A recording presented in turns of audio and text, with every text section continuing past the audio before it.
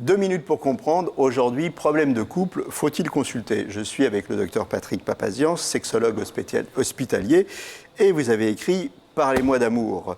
Alors, quand il n'y a plus d'amour dans le couple, ça pose des problèmes, mais quand on a des problèmes de sexualité, qui on va voir et pourquoi et comment et quand, est-ce qu'il faut attendre?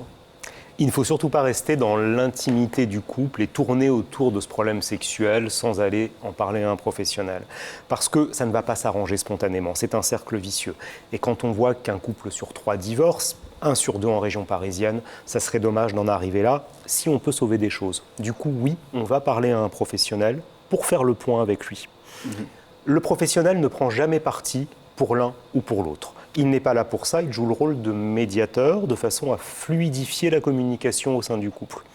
Le professionnel ne va pas non plus vous conseiller de vous séparer ou de rester ensemble. Il n'est pas là pour ça.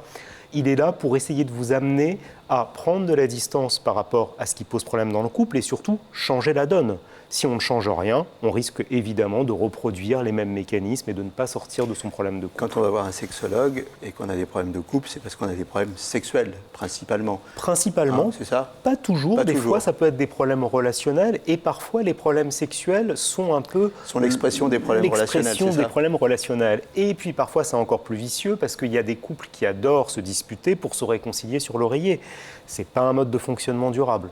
D'accord, effectivement.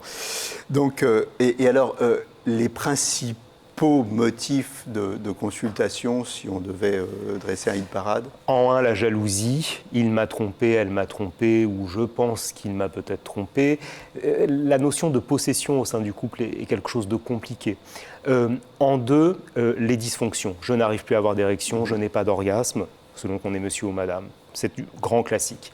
En trois, le fait de vieillir, avec la disparition de la sexualité chez certains couples. Voilà, quand on a un problème, c'est bien d'en parler à un tiers, n'hésitez pas.